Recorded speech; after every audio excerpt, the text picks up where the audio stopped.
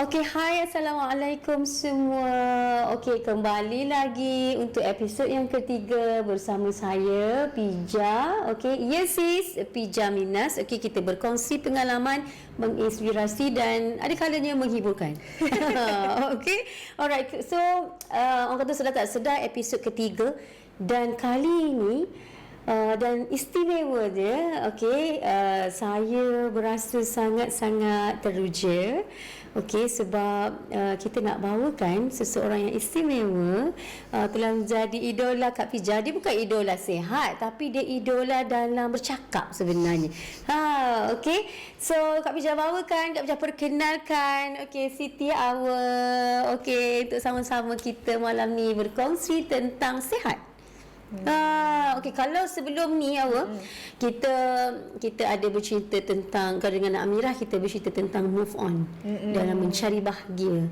Dengan Nur Rashikin kita bersembang tentang hijrah. Okey, so hari ni, malam ni kita nak sembang tentang sihat Awa. Tak tahulah awalnya layak ke tidak Kak Pija. boleh. Okey, sebabnya kita bawakan orang yang sesuai untuk mengulas beberapa kata persoalan lah. Soalan ni pun datangnya memang daripada Kak Pija sendiri. Kak Pija nak tahu dan Kak Pija pasti rakan-rakan follower juga nak tahu apa yang menariknya cerita tentang sihat ni Awa. Okey. Okey, so Awa lah. Okey, Awa perkenalkan diri Awa dulu. Mesti kita nak tahu kan. Alright. Okey, dan kenapa Awa? Dan kenapa Awa memilih untuk bersama dengan Yesis? Okey, so silakan. Bukan apa risau Kak Pija, nanti kita caras pula lepas ni. Lepas ni tak nampak muka Kak Pija dah, nampak muka Awa je. Okey, terima kasih Kak Pija sebab jemput Awa untuk podcast Yesis. Okay, untuk yang tak kenal, nama saya Siti Hawa binti Muhammad Noor. Selalu orang panggil Siti Hawa lah. Dulu kan Kak Pija orang ingat Siti Hawa tu Siti Awe tau. Sebab orang Kelantan kan kalau Awe tu disebut awang kan Awe. Ini Siti Hawa. KL Siti Hawa macam itulah. Asal daripada Gombak tapi mak ayah daripada Kedah. So sebab tu kebanyakan orang Kedah. Ya sis. Ingat sis. Ingat kan orang Kelantan. Kedah. Sama kami pun orang duk ingat pun orang Kelantan juga padahal ayah orang Penang. Kita malam ni kita cakap maaf cakap gitu kan. Okey. So Hawa ni start buat video melalui ML Studio lah. ML Studio yang dikelola atau dikendalikan oleh Mak Lutfi. Mak Lutfi tu kawan sekolah, kawan universiti dulu. Okey. So masa mula-mula start dengan buat video masuk social media ni sebab kita sebenarnya nak beletiak je. Nak beletiak masa bila kerja hospital ni kan, kadang kita tengok orang sakit, kadang kita tengok orang makan ubat tak betul kan, kadang kita tengok orang pakai produk-produk ataupun makan suplemen yang merapu kan. So kita jadi macam geramnya aku nak macam, tapi kita kena profesional lah kat hospital, tak boleh nak marah-marah orang. So kita marah dekat YouTube. Itulah kisahnya macam mana. Itulah kisahnya mengangkat Siti Awa daripada beletiak daripada beletiak tapi yang bermanfaat. InsyaAllah harapnya macam itulah. InsyaAllah, memang Alhamdulillah memang banyak sebenarnya yang kita dapat daripada video-video yang letiak apa tu lah. Alhamdulillah set baik. Okay, so Awa dah berkahwin? Dah kahwin dah, insyaAllah tahun depan bulan 4 cukup tahun kelima kami menikah lah. Okay, so husband berada dalam bidang yang sama ataupun lain? Husband jurutera. Civil engineer. Sebenarnya kami satu sekolah. Tahun 2008 kami sama-sama SPM dekat Kolej Islam Sultan Alam Shah kat Kisas. Tapi kami tak bercinta masa sekolah. Astagfirullah. Apa kan Kisas tu? Kisas tu sekolah budak pandai tu tau. Kami dulu sekolah Babu Liqaq tau. Kami tahu Babu Liqaq? Tak tahu. Babu Liqaq tu cakap sebalik pintu. Nak kata astagfirullah, malu pula fikir sekarang perangai kan. Tapi kalau dulu kalau sekolah Kisah ni kami kena cakap balik pintu, tak boleh tengok muka. Macam panggil muslimin, muslimat. Saya lah babul tu pintu. Babul liqaq tu macam perbincangan percakapan macam tu lah. So masa sekolah kita kenal dia setakat kenal nama je lah. Lepas tu pergi belajar degree, habis degree reunion, jumpa balik masa kenduri. So daripada kenduri tu kita single, aku single, je kata lah gitu. Tak ada lah maksudnya, tak ada orang, jomlah kita kawan macam tu lah. Okay, so husband engineer, our pharmacist. Macam mana membahagikan masa? Sebabnya dua-dua ni jenis yang sibuk ni. Macam awak kerja ikut shift ke ataupun macam mana? Okay, kalau sebelum ni Kak Bija dulu kerja kat hospital. Sebelum ni kerja dekat hospital Tuanku Jaafar dekat Seremban. Lepas tu tukar ke hospital Temeloh, Sultan Haji Ahmad Shah dekat Temeloh. Tahun lepas baru pindah balik ke Selangor lah. So masa dekat hospital memang kita ada shift lah. Ada yang 8 to 5, ada hari yang kita kerja shift pukul 12 malam sampai pukul 8 pagi. Tapi sejak aku pindah balik ke Selangor ni, kita kerja office hour je lah. Tak ada shift, tak ada weekend, Alhamdulillah. Nak jadikan cerita sometimes kan, kan tahun depan dah cukup 5 tahun kita nikah kan. So orang akan cakap, oh tak ada anak lagi. Tapi sebenarnya Kak Bija, bila Allah tak beri rezeki lagi, belum dikurniakan rezeki, sebenarnya kami bersyukur sebab kami ada masa yang cukup. Di selain schedule yang busy, dia sibuk, awak pun sibuk, kerja hakiki lagi, kerja tepi lagi, kita nak main yesis lagi. So di sebalik itu kita ada masa yang cukup untuk mengenali hati budi masing-masing. Dan Alhamdulillah so far orang kata susahlah kami nak berkelih tu, nak bergaduh. Memang jarang sangat-sangat. Alhamdulillah. Memang Kak Bija pun kalau selalu kan orang nak cakap doakan belum dapat anak lagi, gitu begini, belum kahwin lagi. So bila Kak Bija dah melalui proses berkahwin dan juga ada anak, dan Allah bagi rezeki yang macam ni 2 tahun kan, sampai aku tak ada nak berehat kan, sampai sakit-sakit pinggang kan, nyusu kan. So bila Kak Bija dah melalui journey tu, bila mai sahabat-sahabat yang bila bercakap tentang ada yang berasa macam bila nak ada baby dan sebagainya, apa yang Kak Bija boleh cakap benda yang sama. Allah akan bagi pada waktu yang tepat. Sebabnya rezeki zuriat ni dan rezeki jodoh ni bukan kita boleh set kan, semua Allah dah tetapkan. So hanya jalani kehidupan, dan sebenarnya Allah drag sikit tu sebabnya dia nak suruh kita menjadi seseorang dahulu. Kalau belum berkahwin, mungkin Allah nak kita prepare dulu kita untuk menjadi isteri yang solehah. Kalau belum lagi dikurniakan anak, Allah nak bagi kita me time lebih dengan suami sebab kita schedule busy. Nak bagi kita me time dengan mak ayah kita. Betul.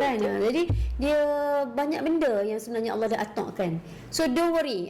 Sedikit selingan lah bab jodoh, bab anak ni kan. Isu ni sangat-sangat sensitif, dan Kak Bija berharap yang kita orang perempuan kan, kita tahu kadang-kadang kita pun ada emosi, mengganggu emosi kita tu, tapi tak apa, serahkan bulat-bulat pada Allah. Allahumma ya barik. Okey, Allahumma ya barik. InsyaAllah tak kira dah ada baby besok, tak dah nak pergi dive dah. Kan kita tahu, kita follow, okey kan. Jadi insyaAllah don't worry. Mana tahu insyaAllah bagi sekali terus kembang pula. Time tu apa tak cukup tanah dah. Semoga Allah bagi semampunya. Kita tak boleh cakap tak mau. Kalau Allah rasa mampu, bagi. Kalau tak, kita serahkan kepada sebaik-baik keadaan dan juga pada waktu yang tepat. Betul. Okey awak, kita dah tahu dah background awak, farmasi, suami jurutera. Dah tahu juga dah berkahwin 5 tahun. Okey, belum dikurniakan anak. Tapi ada satu lagi awak Kak Bija nak kita ulas bersama-sama. Okey. Orang kata nikmat sihat ni dia lebih mahal daripada duit kita yang berjuta. Okey, bagaimana pendapat awak tentang kata-kata yang selalu saya dengar juga, orang berpesan juga pada Kak Bija, katakan jaga kesihatan, minta pada Allah kurniakan kesihatan yang berpanjangan, kesihatan yang baik kan. Duit banyak-banyak kumpul kau tak sihat. Lepas tu kan kita duduk rasa macam yalah kan, kita sambil-sambil tu kita ni. Tapi macam mana awak? Macam mana nak cuci otak-otak ni? Macam tu. Dia kan Kak Bija sebenarnya kan, dia bukan kesihatan tu mahal tau. Sebabnya kalau mahal, kalau kita ada duit, kita boleh beli. Betul. Tapi kesihatan ni dia tak ternilai. Sebab kalau mungkinlah kalau ada orang kata mahal itu mungkin sebab orang kata kalau hang sakit, kalau pergi hospital mahal kena bayar. Kalau high nak cost dia. Kalau nak pergi klinik government kena tunggu lama, banyak pakai masa. Tapi kalau kita fikirkan sebenar-benarnya, kalaulah dapat sakit yang kritikal, sakit kronik, contohnya nauzubillah, kena kanser ke, anak kena barah otak ataupun ada penyakit kecacatan kan.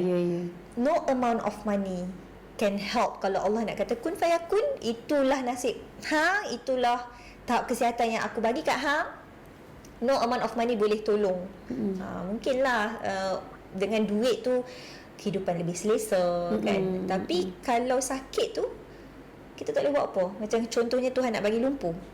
Duit ada banyak, berkoyan-koyan dekat bank. Tapi kalau Allah tak bagi sembuh, tak sembuh juga.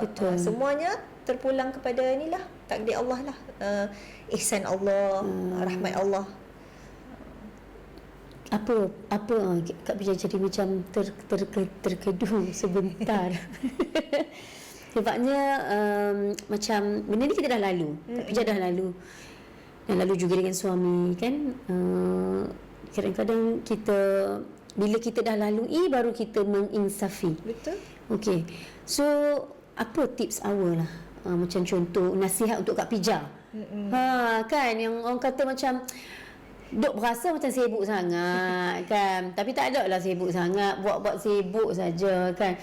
Orang kata nasihat awal lah sebagai adik, katakan macam mana nak bagi Kak Pija ni, Kak Pija ni stop sikit. Start makan suplemen dan buat exercise ke apa nasihat. Dia kan Kak Pija, nikmat sihat ni kita tak rasa bila kita sihat.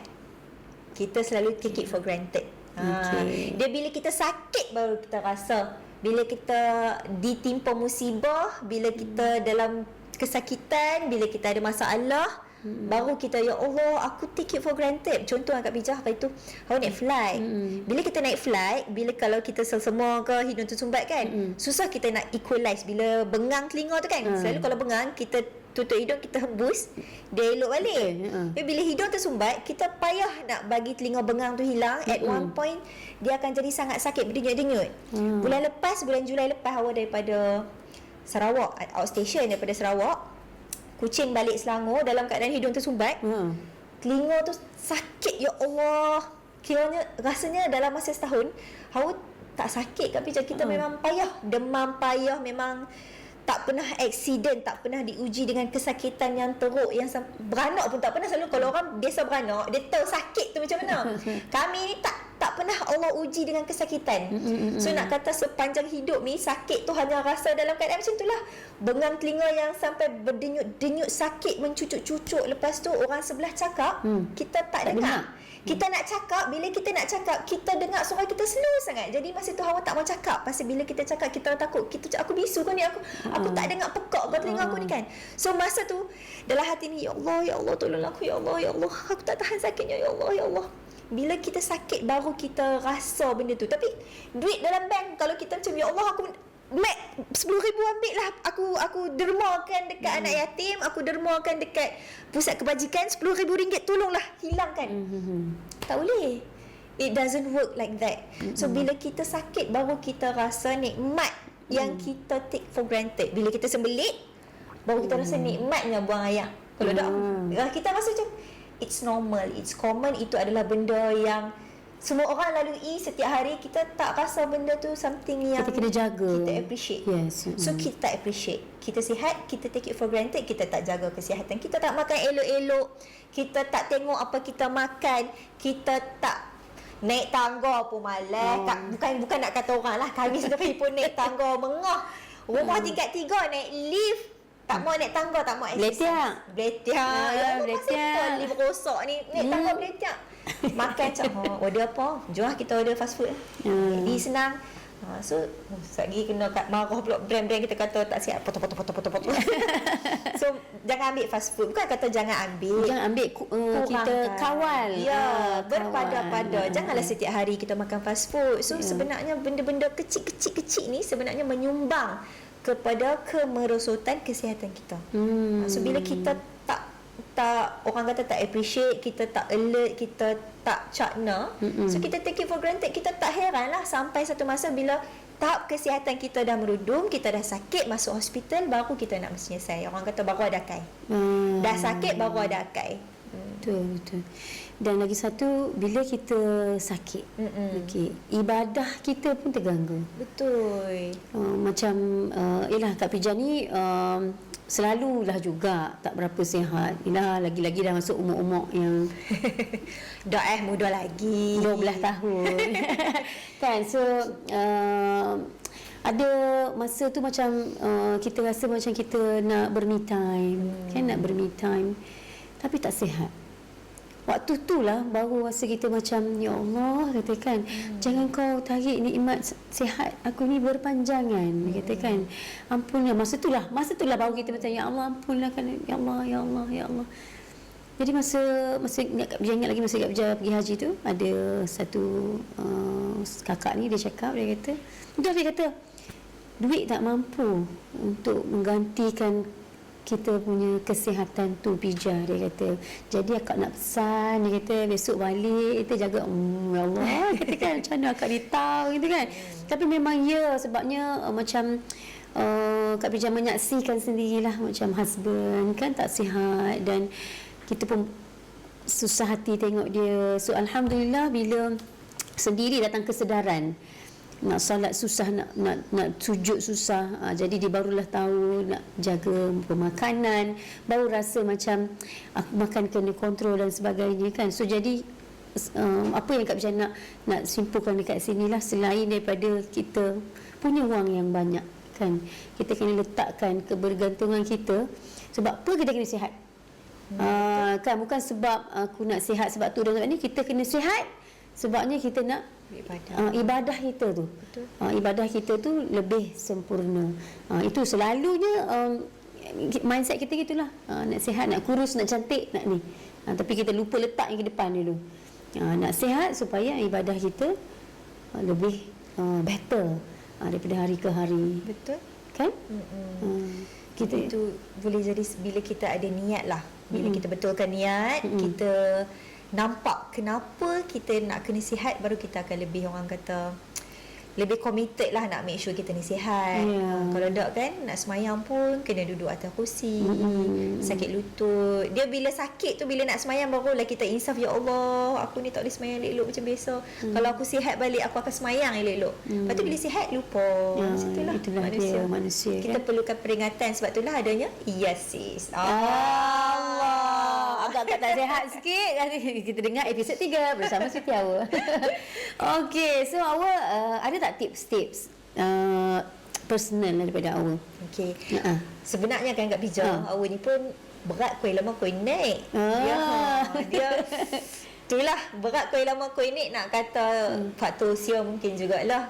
Lepas tu makan senang hati, sibuk kerja, balik lambat, tak dan dah nak makan fast food, kadang tak masak, kadang tak dan dah. Kita pun duduk office, tak bergerak, duduk depan komputer 8 jam duduk depan komputer. So apa yang awak buat Kak Bija, start daripada tahun lepas bulan 10, Hawa sign up. Dengar kan kawan, dengar. Tapi mungkin tak praktikal. Okay. Boleh cuba. Dia sebenarnya paling yang pertama sekali kena ada disiplin. Disiplin tu sangat penting. Yang pertama sekali, makan kena jaga. Dia kalau exercise tunggang terbalik pun, makan tak jaga tak jadi. Kalau makan jaga, tak semayang. Makan jaga, tak exercise, dia boleh membantu. Tapi bila makan jaga, exercise juga, kita akan fit lah. Boleh jadi lebih kurui. Macam apa yang Hawa buat tahun lepas Kak Bija. Kurui tu yang semua orang nak dengar tu. Dia kurui tu sebenarnya adalah manfaat sampingan. Yang pertama adalah kita nak sihat. Jantung kita boleh berdegup dengan bagus. Kita punya kaki boleh berjalan elok. Kita naik tangga, kita tak mengah.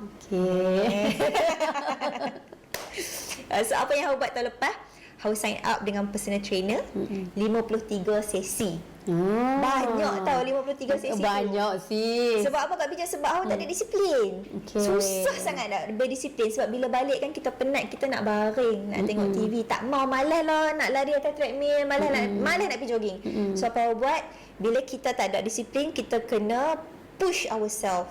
So bila Hawa sign up, bila sign up tu kita tak, no choice. Aku dah bayar, takkan aku tak mai, aku rugilah.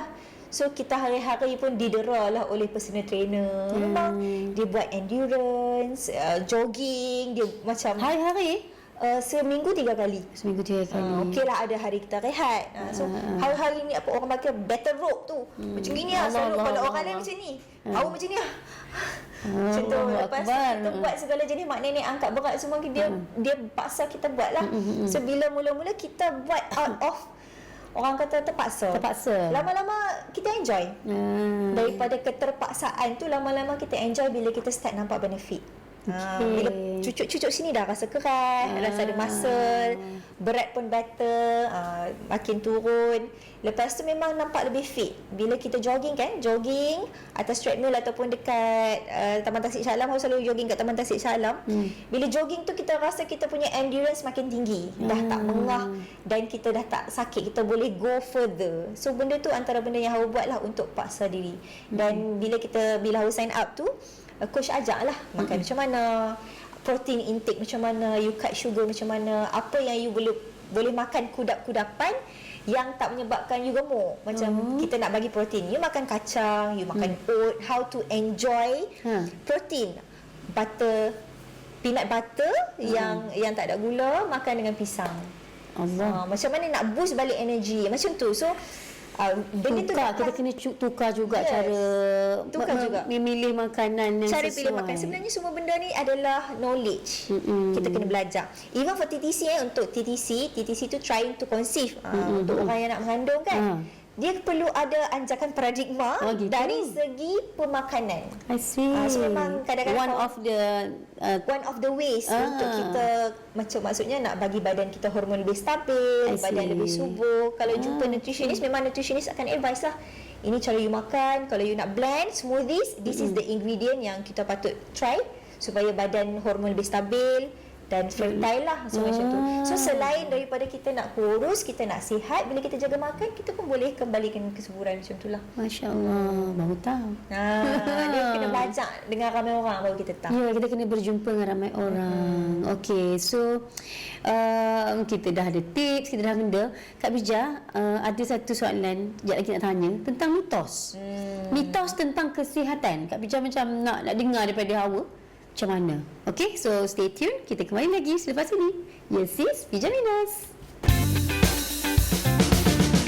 Okay, kembali lagi kita dalam Yes, sis, episod ketiga Bija Minas bersama Siti Hawa.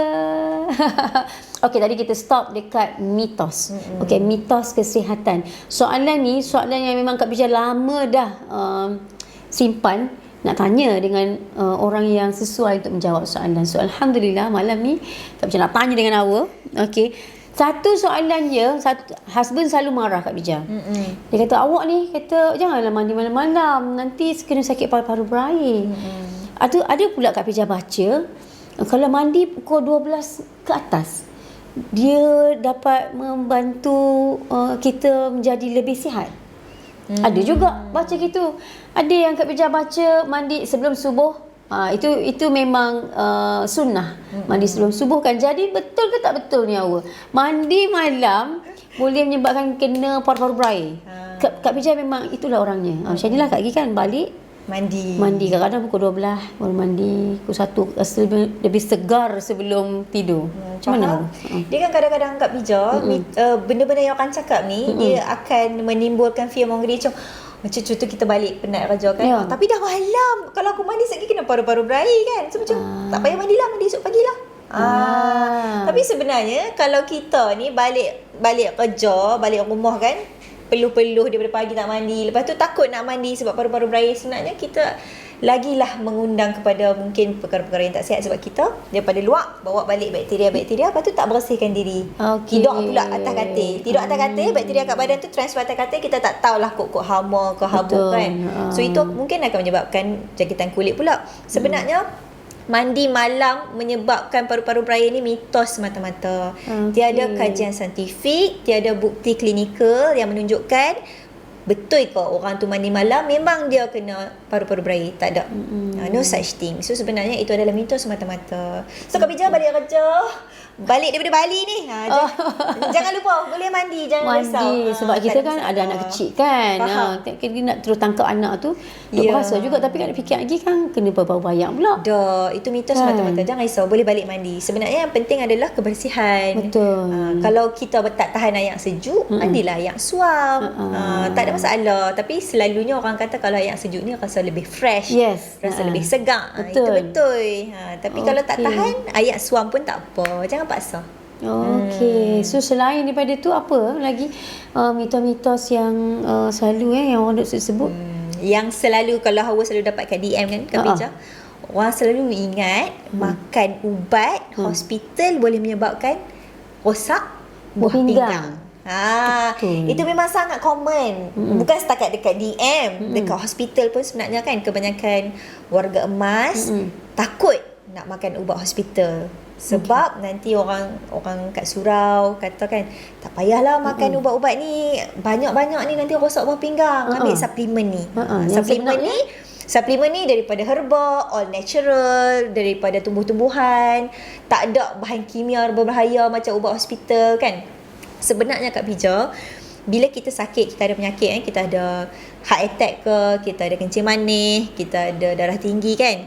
Bila kita makan ubat-ubat hospital ni, bukan awak nak kata ubat hospital ni 100% bagus, selamat, tak menyebabkan kesan sampingan, tak. Semua ubat ni ada kesan sampingan. Ini kita kena habaq. Kita tak maulah sebab saya kerja farmasi, saya kerja hospital, saya nak habaq. Ubat semua bagus, tak. Tapi bila kita bagi ubat kepada pesakit, it is all about benefit outweigh the risk. Maksudnya kebaikan, manfaatnya lebih banyak daripada kesan sampingan.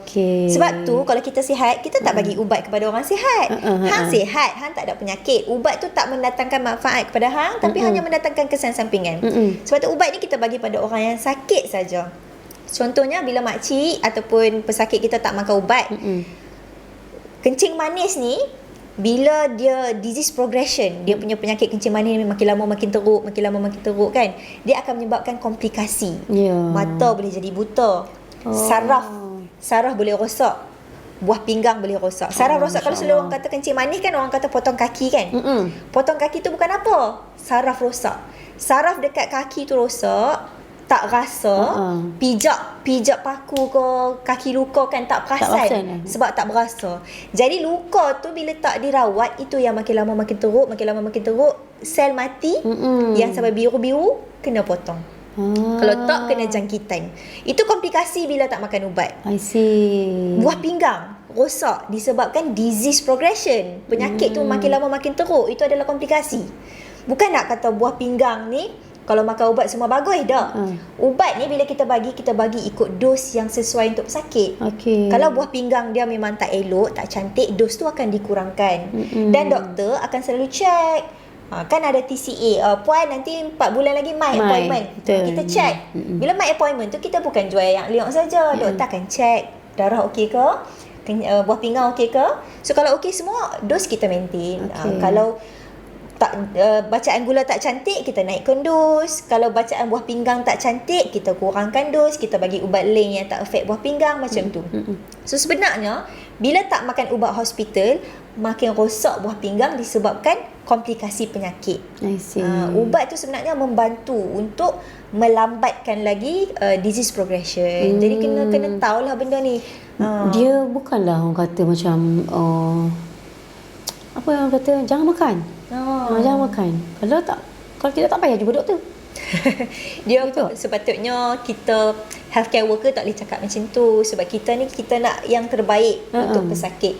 Kalau ikutkan mulut puaka kan, orang-orang mulut puaka, orang netizen kan, hang kalau tak mau makan ubat tak payah jumpa doktor. Pasal hang mai jumpa doktor, hang nak buat apa? Hang tak ikut cakap doktor, hang tak sembuh pun. Betul, itulah ayat dia tadi tu. Hang ambil hak orang yang nak dapatkan rawatan, hang ambil hak orang yang nak dapatkan ubat-ubatan. Pasal hang ambil ubat, hang tak makan pun. Masya-Allah. Ubat tu banyak RM1 je. My hospital kerajaan banyak RM1. RM1 tu semua sekali lah. Kalau jumpa pakar RM5. Jadi kalau ambil ubat, tak makan, kita ambil hak orang. Tapi sebagai petugas kesihatan, kita tak boleh buat macam tu. Kita kena husnuzon dan kita kena cakap educate. penuh berhikmah. Kita kena educate. Mungkin dia tak rasa nak makan sekarang, tapi lama-lama doktor pujuk, farmasi ajak, farmasi kaunseling, terbuka hati nak makan ubat. Dan dengan asbab kita tak putus asa mendidik mereka ni, mereka makan ubat, mereka sembuh. So kita no judgement, kita buat yang terbaik untuk rakyat Malaysia lah, untuk pesakit lah. Masya Allah, tersiduk saya. Taklah, kadang kita marah pun kita belakang-belakang tahu kan, tapi kan selalulah kita dengar kan, kata macam lah nurse, petugas-petugas kerja kerajaan ni semua jenis-jenis mulut laser. Dia orang kata individu lah. Kadang kan? kita tak boleh justify lah benda tak elok orang buat. Tapi sebagai manusia mungkin sometimes kita boleh faham mungkin stres, Betul. mungkin penat. Betul. Tapi kita tak boleh justify. Cuma kita cuba faham lah. Tapi tak boleh lah. Sebab dia macam tu lah. Macam malas pergi hospital kerajaan. Kan? Padahal kerajaan dah menyediakan kemudahan. Kan? Kerajaan dah menyediakan fasiliti untuk sesiapa yang memerlukan khidmat nasihat doktor yang orang kata berpengalaman. Kan? Macam Kak Pija, yelah, bila kita ada sedikit kemampuan, kan, kita refer kepada hospital swasta lah. Walau bagaimanapun, kalau tak pergi hospital kerajaan, kalau pergi hospital kerajaan tak makan ubat, kita mengambil hak. Kalau kita pergi hospital swasta, dapat ubat sebeban pun tak makan, kita dah jadi membazir pula. Masya Allah. Okey, pada malam ini kita telah mendapat kesedaran daripada Siti Awa. La ilaha illallah. Okey, Awa, Kak Bija ada satu soalan yang dalam benak otak Kak Bija ni. Ubat kerajaan dengan suplemen yang banyak sangat dekat luar. Suplemen juga ada yang katanya boleh merawat sakit buah pinggang, boleh merawat gout, boleh merawat pelbagai penyakit. Jadi mana satu kami-kami ni yang tak berapa nak pandai nak ikut? Faham. Kan sebab satu kan dah dimomokkan dengan ubat kerajaan ni kan boleh menyebabkan sakit buah pinggang. Dan adakah suplemen? Okay, dengan makan suplemen yang banyak, orang katakan dalam satu masa 10 biji at one time, adakah ia bagus untuk kesihatan? Ataupun bagaimana? Ataupun perlu ke kita seimbangkan dengan suplemen dan juga ubat kerajaan? Cakap pasal makan ubat suplemen sampai 10 biji kan. Kak Bija pernah tengok ada orang buat tutorial cara dia telan suplemen, sekali masuk. Kami duk tengok juga itu macam hebat. Pasal kita nak makan telan sebiji. Satu tu pun rasa cinta. sebiji ni dia pun kan? telan. Sebenarnya kena clear. Ubat dan suplemen adalah dua perkara yang berbeza untuk tujuan yang berbeza. Ubat adalah untuk merawat. Mencegah penyakit. Suplemen ni adalah, nama pun suplemen, dia adalah untuk tambahan, untuk top up apa yang kurang dalam diet kita. Contoh-contoh suplemen bila kita cakap kan, vitamin C, vitamin D. Pasal apa kita kena ambil suplemen-suplemen ni? Mungkin daripada diet kita, daripada makan kita tak cukup. Contoh, vitamin C, mungkinlah kita sibuk sangat kan, tak ada nak makan sayur, tak ada nak makan buah, so kita resort tu ambil suplemen. Dia macam ada satu ekstrim tau. Satu ekstrim yang ini, kita kena makan suplemen A, B, C, D, at least sehari kena makan 10 biji suplemen untuk badan sihat. Ada satu lagi ni pandangan, tak payah ambil suplemen langsung, sebab suplemen ni akan membebankan buah pinggang, dan suplemen ni bazir duit je. Tak payah, cukup makan buah, cukup makan sayur. Kalau Hawa, Kak Bija, Hawa ni tengah-tengah, kita neutral. Sebab kita faham, bukan semua orang boleh makan makanan seimbang. Kita bolehlah cakap macam mana pun kan, suplemen mahal, makan seimbang tu lagi murah, betul. Tapi mungkin orang tak dan, orang tak sempat. Dan ada kadang-kadang memang kita akui ada orang yang memerlukan suplemen. Contohnya orang sakit lutut. Orang sakit lutut mungkin memerlukan suplemen glukosamin.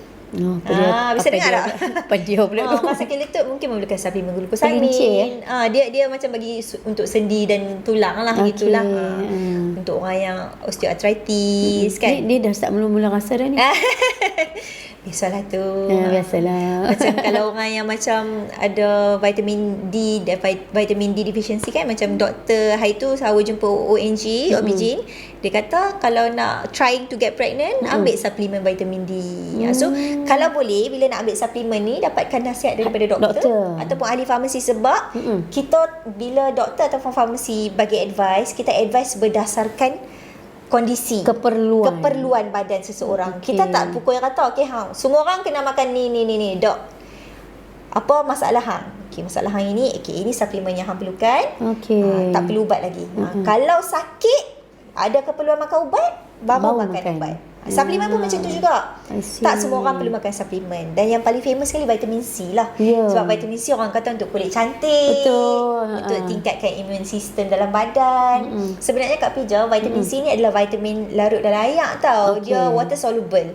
So kalau kita ambil lebih, kita ambil banyak, dia akan larut dan dikumuhkan melalui air kencing. Okey. So orang kata vitamin C ni is expensive urine lah. Air kencing yang Ya, mahal. mahal, ya, Sebab kan? tak masuk dalam badan. Nah, dia selalunya normally orang dewasa ni 100 gram cukup dah. Okey. Tapi Daily? Daily. Okey, 100 gram 100 cukup dah. gram. So kalau kita tak dapat daripada makanan, kita dapatkan daripada suplemen. Tapi janganlah sampai ada orang tu mega dose. Dia sampai ambil sampai lebih daripada 2 gram sehari. 2 gram tu 2000 miligram. Oh, yo. So kita perlu 100 saja. So bila banyak sangat, semua tu akan dikumuhkan melalui air kencing. So sebenarnya kita bazir duit, beli suplemen yang banyak, kita Okey. makan dan kita membebankan buah pinggang kita. Sebab nak kumuh keluar tu semua buah pinggang yang tapih. Gitulah. Itu kalau yang makan yang drip tu. Yang drip-drip tu belakang cerita pula. Alamak. Kalau Kak Pija nak tahu, vitamin C injection adalah illegal dekat Malaysia. Tidak berdaftar dan tidak diiktiraf oleh Kementerian Kesihatan Malaysia. Sis tak tahu. Ya sis. sis. Sis. Vitamin C tu campur dengan glutathione ke, campur dengan collagen ke, tak boleh. Dekat Malaysia ni illegal. So siapa yang dapatkan vitamin C injection dekat spa-spa ke, klinik-klinik ke, sebenarnya itu adalah dilakukan secara haram. Kalau kita buat aduan tu boleh kena serbu tu. Okey. So janganlah takutlah, kita takutlah benda cucuk-cucuk ni takut. Janganlah, jangan. Tak. Benda baru. Baru tahu illegal. Sebab Kak Pija tipulah. Kan tipu dia cakap tak pernah buat. Pernah buat. That's why terkesima je.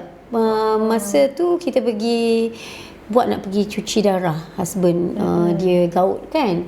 And then kita ditawarkan lah nak pergi, maksudnya nak pergi umrah. Kak Pija kata I've no time untuk makan vitamin C kan, risaulah kena COVID lah, macam-macam penyakit lah gitu kan. Jadi dia kata kita boleh buat drip juga vitamin C.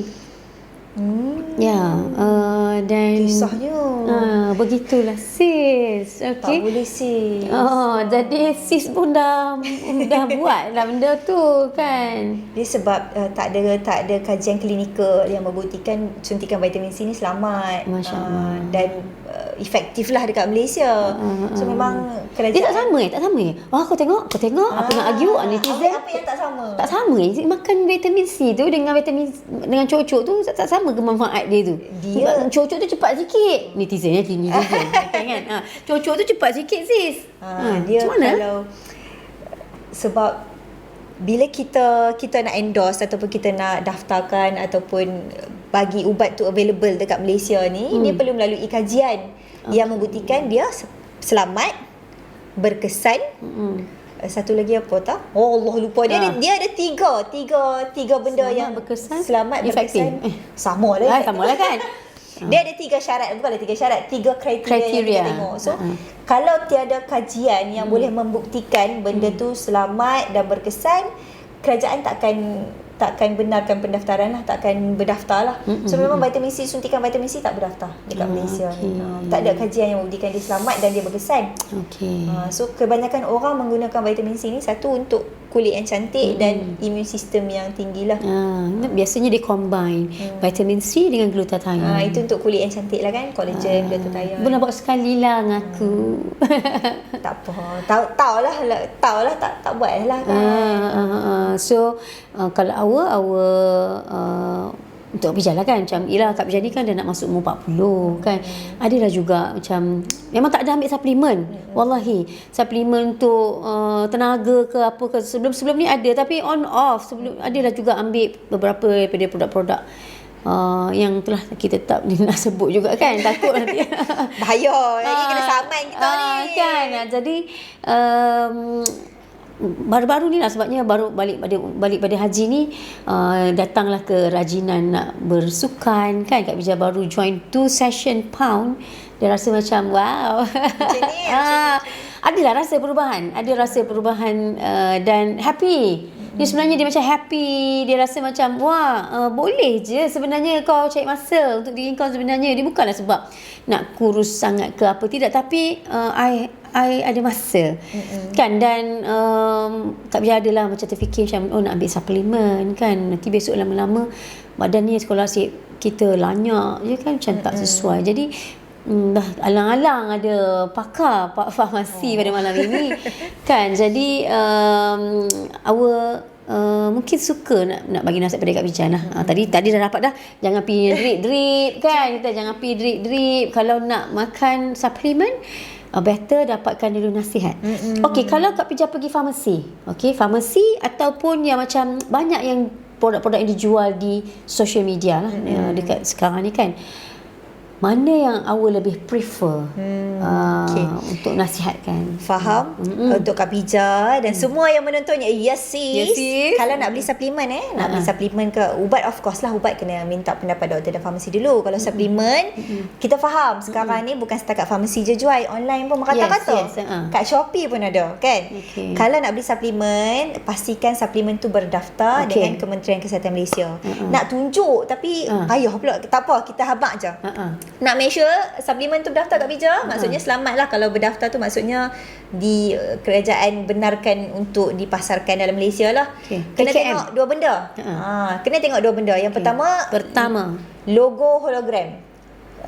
Pelekat hologram. Dia yang macam shiny tu. Itu kena ada pelekat hologram. So make sure ada pelekat hologram, sama ada you beli di farmasi ataupun beli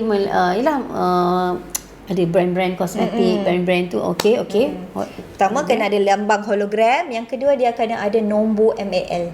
Nombor MAL. Dia MAL kat depan tu maksudnya tu berdaftarlah dengan Kementerian Kesihatan Malaysia. Tapi kadang-kadang orang ni pandai sekarang ni, orang buat nombor tipu, orang buat hologram tipu. Senang je, check dekat NPRA. National. Saya minta saya punya team nanti boleh highlight benda ni. Masuk infografi. Masuk zok gitu kan. NPRA, National Pharmaceutical Regulatory Agency. Kita boleh tengok dekat website pun boleh, kita boleh tengok dekat apps pun ada. NPRA product status. So kalau dekat apps tu kita boleh masukkan nama dia, kita boleh masukkan nombor dia. So kalau kita tekan enter, dia tak ada, maksudnya dia tak berdaftar. Kalau dia ada, maksudnya selamat. Halal dan thayyiban, tak semestinya halal lah. Maksudnya selamatlah berdaftar dengan KKM, nak makan boleh makan. Satu soalan panas. Alah, itu orang muda dah semua nak KKM lah, apa benda kan. Dulu makan makjun je. Macam mana? Macam mana kita nak jawab soalan tu? Cerita sikit. Letiang sikit kan. Soalan ni memang selalu dapat. Macam tok nenek aku dulu tak makan ubat pun. Tok nenek dulu makan herba-herba, pucuk-pucuk paku telan sirih gitu kan. Satu kena tahu sebabnya dulu kita tak ada statistik. Kadang kita duk tengok jiran sebelah. Kita duk tengok mak ayah kita, tok nenek kita. Kita nampak sihat je. Kita tak tahu tok nenek orang lain. Kita tak ada data statistik yang menunjukkan memang orang dulu pun sihat sebab makan ubat-ubatan, sebab makan herba-herba ni. Kita tak ada data. So sekarang ni kita ada data. We are all, kalau macam orang-orang di bidang kesihatan ni, kita ni bukti, evidence base. Semuanya kena ada evidence. Kalau Kak Bija nak tahu contoh ubat ubat metformin.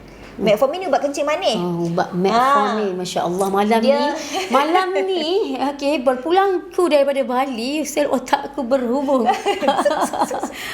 Macam-macam istilah dia, Masya-Allah. Ilmu tu luas ilmu tu luas. Kita belajarlah. Sambil-sambil kita sembang kan. Ubat ni dia kebanyakan ubat ataupun adalah ubat-ubat ni dihasilkan daripada ekstrak tumbuhan. Ni saya cakap bahasa simple lah, orang senang faham. Layman term kan kita cakap bahasa. Abang janganlah metafora sangat. Saya ni pakai term-term lagi orang pening, orang tak mau dengar. So dia sebenarnya ubat ni diekstrak. Ada ubat yang diekstrak dia punya bahan yang memberi manfaat tu daripada herba ataupun tumbuhan. Tapi contoh dalam satu setangkai herba ni, dalam setangkai herba ni kita dapat 0.000001 mg. So kalau kita nak dapat manfaat kesihatan, contoh manfaat jantung sebanyak increase performance jantung sebanyak 5%, kita kena makan setandai contoh. Tapi kalau dengan ubat hasil kajian, hasil research, hasil pharmaceutical punya development kan, development ubat ni, dia extract bahan yang kita nak saja. Kita tak ambil the whole satu tandan. Kita ambil bahan yang kita nak saja. The chemical compound yang kita nak, kita mampatkan dalam satu ubat. Itulah analogi yang mudah kita nak cakap. So satu ubat tu bersamaan satu tandan herba tu. Masya Allah. Kan. Gitulah. Kita kena rehat sekejap ni awak. Tapi Kak Bija seronok dengar ilmu baru malam ni kan. Kita rehat dulu lah. Kita bagi awak minum air dulu. Kita minum dulu. Yes sis. Bija Minas. Alright, okay. So kembali lagi kita bersama dengan Bija Minas dan juga Siti Awa. Okay Awa, tadi kita dah bercerita macam-macam segala metafora, mitos, suplemen, membuatkan Kak Fija berfikir ilmu kesihatan ni juga penting. Kita jangan ambil mudah tentang ilmu kesihatan, sebab kesihatan ni juga memang kita nak kita sihat, tapi sebenarnya kesihatan ni boleh mengganggu emosi seseorang dan boleh mengganggu kehidupan seharian kita. Okey, macam Kak Bija kita ambil pada pengalaman Kak Bija sendirilah. Beberapa tahun kebelakangan diuji oleh Allah, suami diuji sakit berat. Kak Bija rasa kalau mana-mana follower Kak Bija memang tahu, memang selalu nampak kan, Kak Bija nampak macam lebih berdikari lah, orang kata berdikari menguruskan hal ehwal perniagaan diri sendiri seorang sebab suami sakit. Kan dalam masa yang sama Kak Bija berperang dalam jiwa. Okey, penat kan, kadang-kadang bila kita berhadapan dengan orang yang sakit ni, emosi kita ni pun sama-sama terganggu. Kita faham dia orang sakit, kita cuba memahami kesakitan tu, tapi kita sekarang terfikir, pernah tak orang yang sakit tu faham dengan kita ni juga sakit, bila mereka tak bagi kerjasama, ubat tak mau makan, bila dia orang sakit dia beremosi. So macam mana kita rasa macam kita terbeban.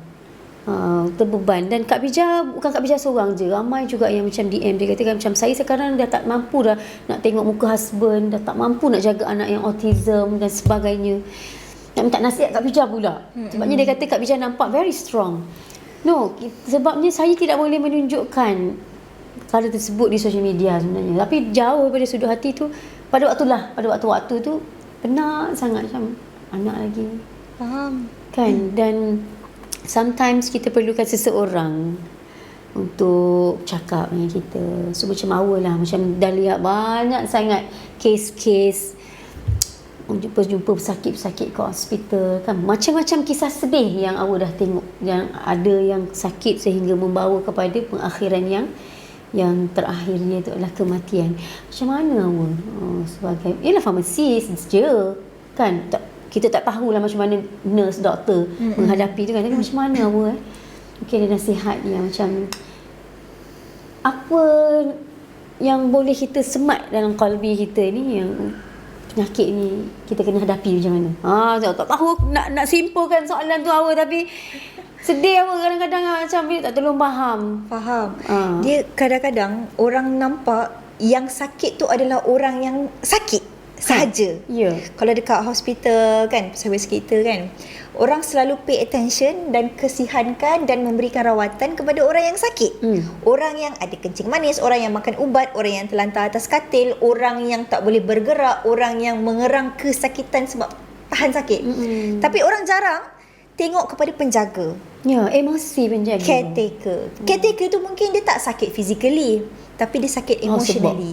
Kan? Sakit, jangan nangis. Dia sakit emotionally, sakit penat badan, penat emosi dengan benda-benda lain, dengan nak menjaga orang sakit. Orang sakit bukannya semua dengar kata. Ya. Kadang orang yang sakit, yang memang kita berpenyakit. Kesian kan? Ceritanya sekarang ni kita kesian kat mereka, tapi mereka mungkin orang yang sakit tu dia penat, aku dah tak larat, makan ubat pun tak sihat, jadi kita give up. Baru je pagi tadi kat Pijah Hawa baru balik daripada kursus. Kita belajar tentang kursus geriatrik, kursus untuk orang-orang tua, penyakit orang tua, demensia dan sebagainya. Orang pesakit tu, dia suka buat perangai, dia throw tantrum dekat ward, dia baling barang, dia jerit-jerit, dia duk kacau orang sampai benda ni tak boleh buat lah, tapi nurse tu kata rasa macam nak ikat, memang nak ikat tangan lah dekat katil. Pasal pula duk buat perangai macam ni, nak apa ni kan? Apa lah nak apa? Tapi orang tua, demensia, dia tak ingat pun dia sakit, dia tak ingat pun apa yang jadi. Lepas tu bila doktor buat investigation, rupanya dia baru jatuh. Tulang dia retak. Dia sakit. Tapi dia tak boleh habaq, dia sakit. Dia sakit, dia tak boleh habaq, kata painkiller tak cukup, dia tak boleh habaq apa yang masalah dengan dia. Jadi dia throw tantrum. Jadi orang yang menjaga ni, dia punya responsibility tu berat. Selain nak kena bagi rawatan, kita nak jadi ahli nujum pula, nak teka apa masalah dia ni. So itu adalah benda yang orang selalu tak faham.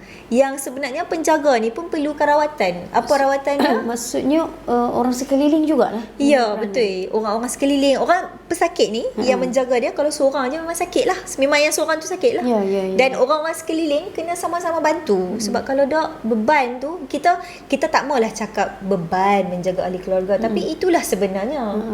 Itulah sebenarnya. Kita bukannya tak sayang-sayang, kita bukannya tak mau jaga, mau jaga. Cuma ada seketika kita perlukan support. Penjaga sendiri perlukan sokongan, perlukan rawatan, perlukan me time. Tinggal Isat minta orang lain jaga, pi me time. Buat rawatan, healing, kita pula healing. Betul.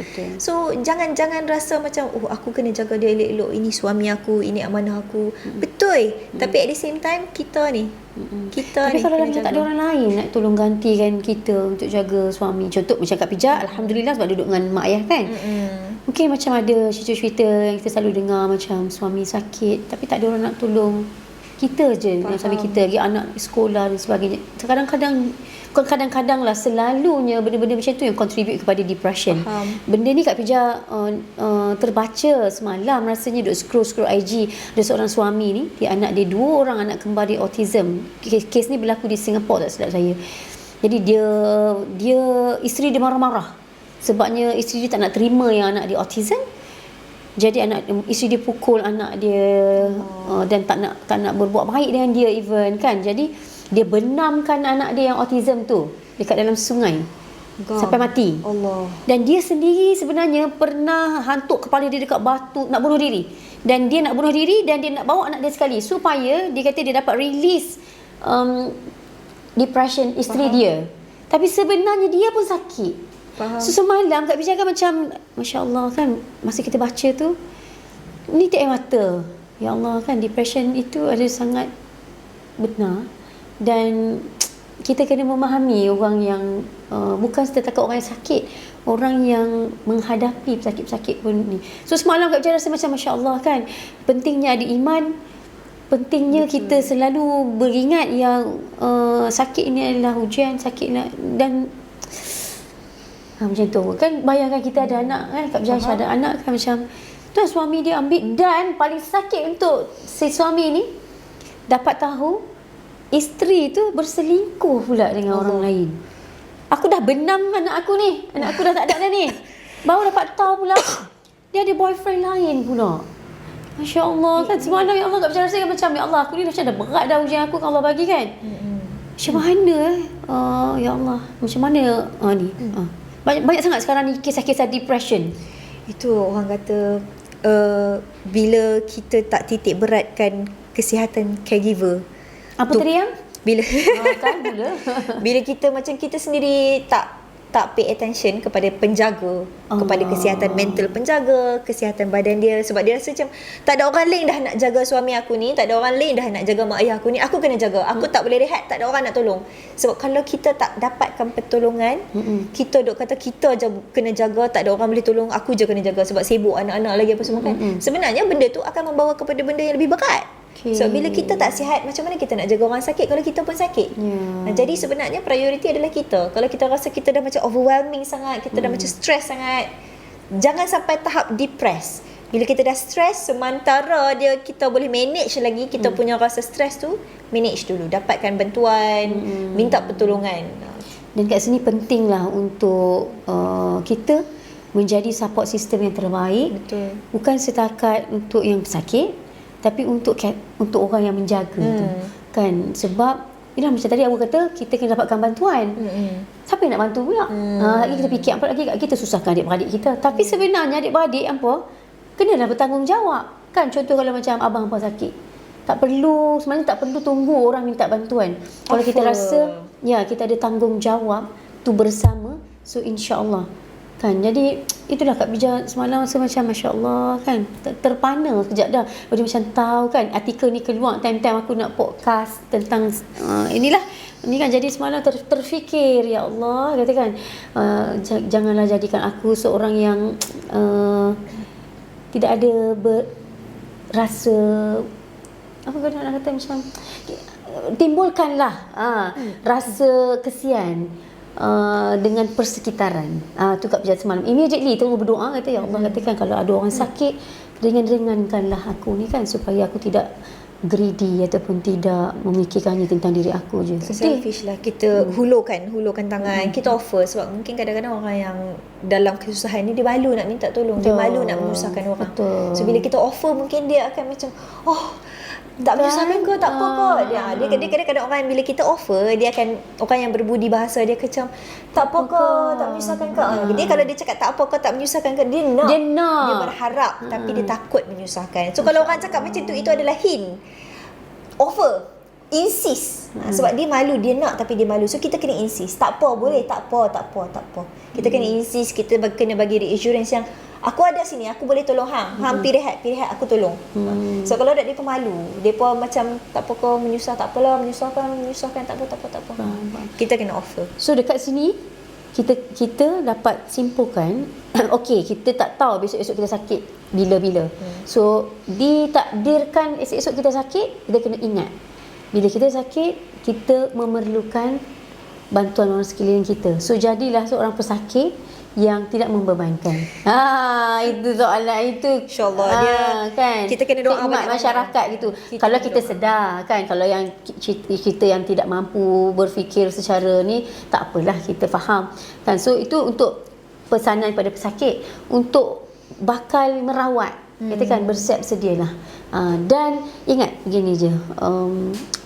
Allah uji kesakitan tu kepada orang tu, dan Allah sebenarnya nak bagi kita pahala.